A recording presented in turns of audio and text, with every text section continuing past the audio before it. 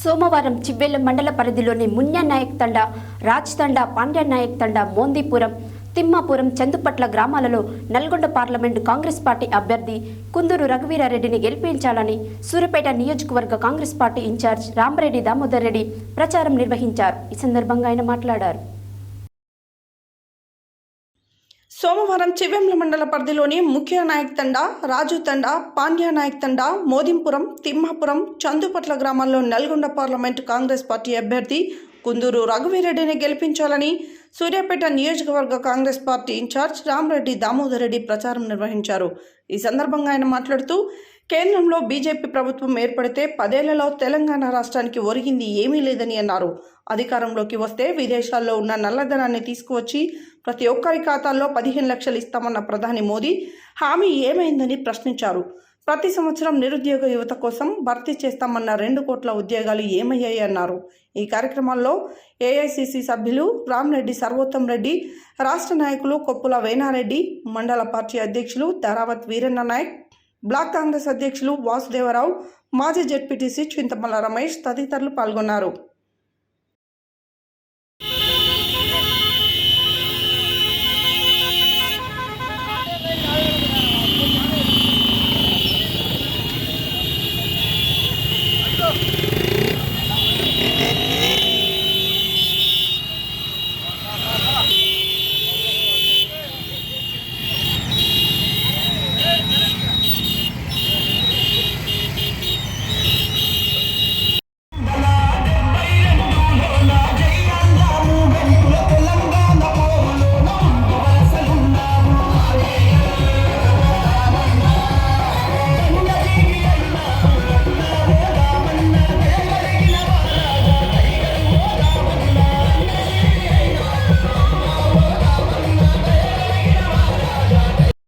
ఓడిపోయినా మీ అందరూ నాకు బాగా సపోర్ట్ చేసినారు.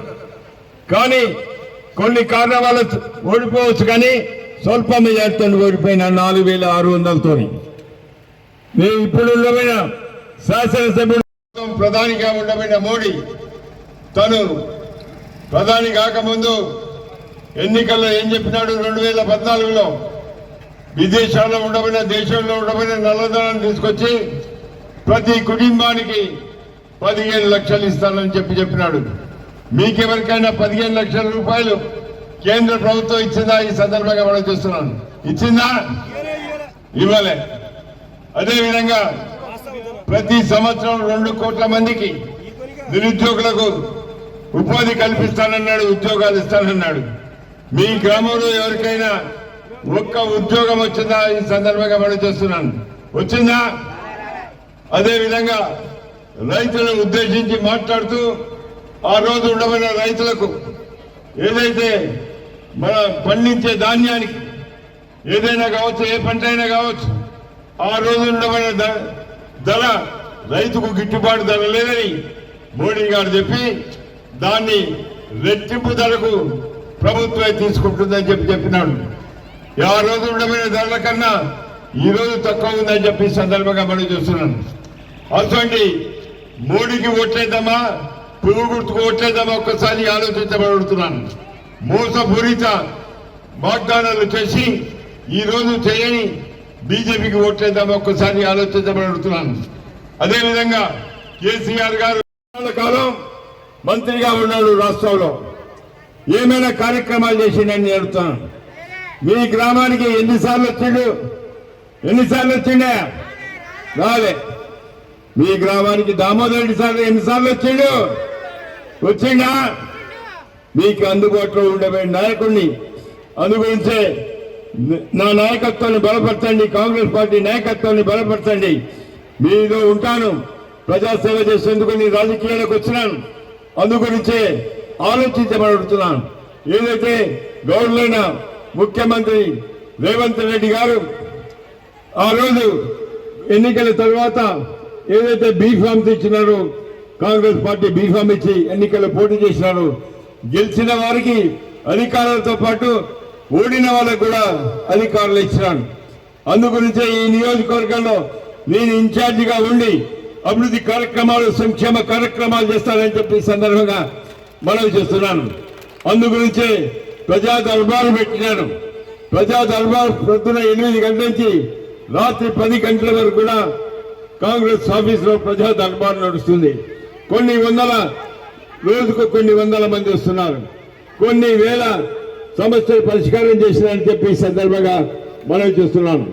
అదేవిధంగా జగదీశ్వర్ రెడ్డి గారు ఏమి అభివృద్ధి కార్యక్రమాలు చేసిండు ఒక్కసారి మరి ప్రజలకు చెప్పాల్సిన ఆయనకు బాధ్యత ఉందని చెప్పి ఈ సందర్భంగా మనం చేస్తున్నాం.